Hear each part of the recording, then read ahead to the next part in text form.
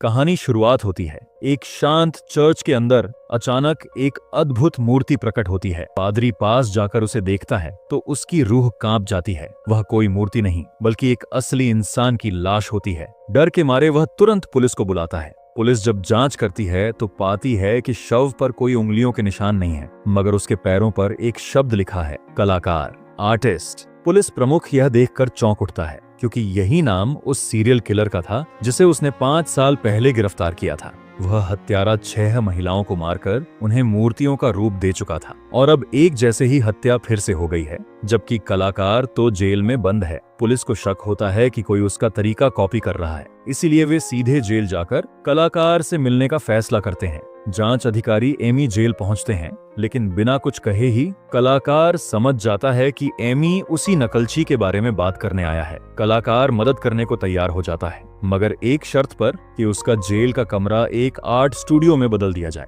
Amy तुरंत यह शर्त मान लेता है। चित्र बनाते हुए कलाकार शव की तस्वीरों को देखता है और एक बड़ी गड़बड़ी पकड़ता है।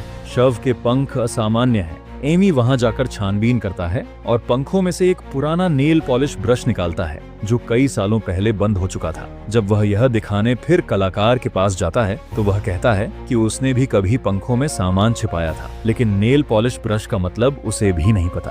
अगले दिन एक और शव मिलता है, एक नाव में तैरता हुआ। एमी उसकी जांच करता है और उसकी उंगलियों में एक बारीक सुई पाता है। पुलिस प्रमुख यह देखकर सन्न रह जाता है क्योंकि यही सुई उसके एक मृत सहयोगी की घड़ी में हुआ करती थी। अब शक और गहरा हो जाता है। उस रात पुलिस प्रमुख अकेले एक सुनसान गली में जाता है, एक गुप्त कमरे में जहां एक रहस्यमयी कार्यक्रम चल रहा होता है। एक महिला मंच पर एक पुतला नचाती है और एक पुरुष की बॉडी उसी तरह हिलने लगती है। अगली सुबह एक और शव मिलता है, वही मूर्ति की तरह बनाया गया। इस बार शव के पास एक कंपास रखा होता है। जब पहले मिली सुई को कंपास में डाला जाता है तो वह एक चित्र की ओर इशारा करता है। उस चित्र में कुछ रहस्यमयी अक्षर होते हैं। एमी फिर से कलाकार के पास जाता है, जो इस बार शांत होकर बताता है कि ये 3 भाषाओं का मिश्रण है और इसका मतलब है एक पुरानी एंटीक शॉप का पता।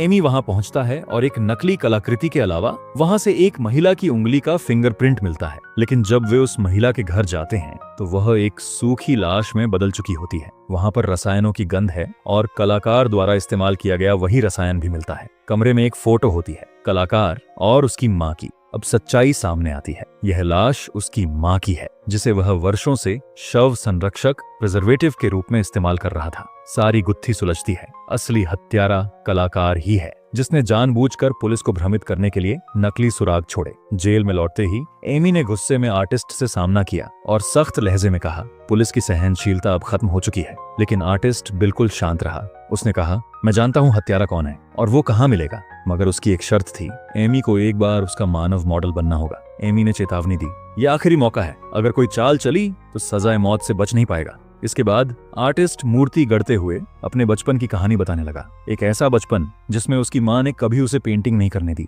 वो हर बार उसकी पेंटिंग को फाड़ देती, उसे मारती। एक बार तो इतना जोर से धक्का दिया कि उसका सिर जमीन पर लगा और वो 3 साल तक व्हील चेयर पर रहा। एमी को ये बातें बेमतलब लगीं, लेकिन तभी आर्टिस्ट ने कहा, तुम्हारा बचपन भी तो कुछ ऐसा ही था ना। एमी गुस्से में बोला, नहीं, मेरे माँ बाप ने ऐसा कुछ नहीं किया। लेकिन हकीकत ये थी कि उसके पिता खुद को नुकसान पहुंचाते थे, अपनी हथेलियों को जलाते थे और एमी ये सब अपनी आंखों के सामने देखा करता था। आर्टिस्ट ने कहा, इसी वजह से तुमने ऐसे इंसान से शादी की जिसे तुम्हारा बाप नापसंद करता था। एमी ने कहा, वो शादी प्यार से की थी, लेकिन उसकी आंखों से एक आंसू बह निकला। अब आर्टिस्ट ने हत्या का पता और एक मूर्ति एमी को दी। सच तुम्हारे हाथ में है, कहकर वो चुप हो गया। एमी पुलिस के साथ उस पते पर पहुंचा, लेकिन वहां एक आम जोड़ा रहता था। वो समझ गया फिर धोखा दिया गया है। उसी वक्त उसे आर्टिस्ट के आखिरी शब्द याद आए और उसने मूर्ति को तोड़ना शुरू किया। अंदर से निकली एक चिट्ठी जिसमें असली कातिल का पता था। एमी और पुलिस कप्तान वहां पहुंचे। वहां एक कमरा था जिसकी दीवारों पर एमी की जिंदगी की तस्वीरें थीं, बचपन से लेकर आज तक। पुलिस कप्तान समझ गया अगला शिकार एमी है। तभी एमी को एक महिला की रोने की आवाज आई। वो नीचे बेसमेंट की ओर गया और एक महिला को जंजीरों में बंधा पाया। जैसे ही वह महिला को छुड़ाने लगा, एक परछाई तेजी से गुजरी। एमी ने गोली चलाई, मगर चूका। पीछा करते करते एमी ने उसे एक कोने में घेर लिया और जब उसने मुड़कर देखा, वो खुद पुलिस कप्तान था। एमी चौंक गया। उसके सामने उसका ही साथी खड़ा था, मगर अब उसकी आवाज, उसकी आंखें, सब कुछ जैसे किसी और का था। वो असल में आर्टिस्ट ही था जो पुलिस कप्तान के शरीर को कंट्रोल कर रहा था। सारी हत्याएं, सारे सबूत, वो सब आर्टिस्ट ने पुलिस कप्तान के शरीर से ही कराए थे। एमी समझ गया, कोई नकली हत्यारा नहीं है, हत्यारा वही पुराना आर्टिस्ट है।